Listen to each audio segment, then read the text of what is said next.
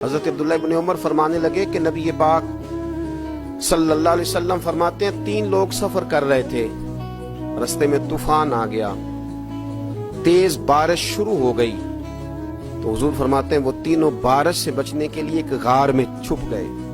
کو پتہ ہے پرانے زمانے کے اندر غاریں ہوتی تھیں اور لوگ جب سفر کرتے تھے لمبے تو پتھروں اور پہاڑوں کے بیچ میں سے سفر کرتے تھے۔ وہ غار کے اندر چلے گئے،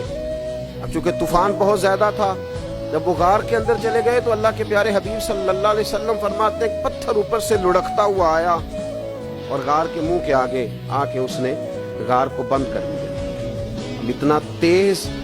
اور اس مضبوطی کے ساتھ وہ پتھر لگا اور اتنا صحیح فٹ ہوا کہ اندر روشنی آنی بھی ختم ہو گئی۔ اب 3 لوگ ہیں، تھوڑی دیر تو وہ پریشان رہے کہ شاید اب کبھی بچ نہیں سکیں گے، شاید چاروں جانب اندھیرا ہی ہے اور اندھیرا ہی رہے گا، شاید یہاں سے نکلنے کے لیے اب ہمیں کوئی رستہ میسر نہیں آئے گا۔ وہ پہلے تو پریشان ہوئے، پھر کہنے لگے یار اس طرح کرو،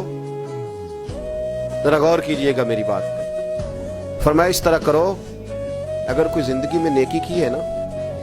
تو ذرا اس نیکی کو یاد تو کرو اور یاد کر کے اس مالک کے حضور عرض تو کرو، وہ کریم ہے، کوئی آنکھوں شاید من جاوے تے گل کم تتڑی دا بن جاوے، عرض تو کرو ان میں سے۔ یہ آپ اندازہ فرمائیے یہ بات بیان کر رہا ہے، یہ مدینے والے رسول بیان کر رہے ہیں، یہ نبی پاک علیہ السلام نے بیان فرمایا، یہ وہ کہانی ہے جو ہمیں ہمارے نبی پاک نے سنائی،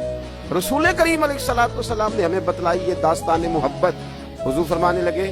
ایک نے ان میں سے ہاتھ اٹھائے اور اس نے انداز کیا چھیڑا، عرض کرنے لگا اللہ تو جانتا ہے نا میں نے بکریاں رکھی ہیں، میں غریب ہوں، مزدور ہوں،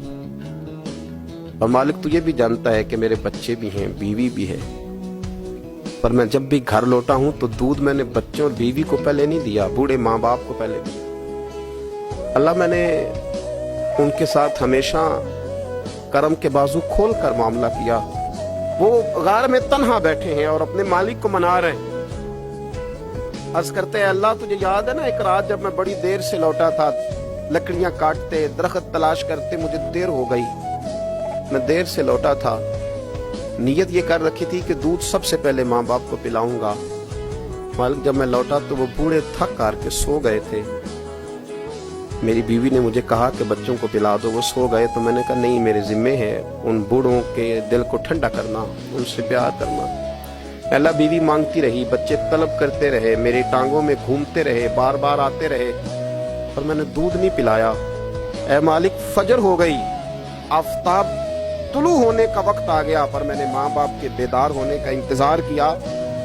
اے اللہ وہ جب اٹھے تو ان کی آنکھوں میں جو میرے لیے دعا تھی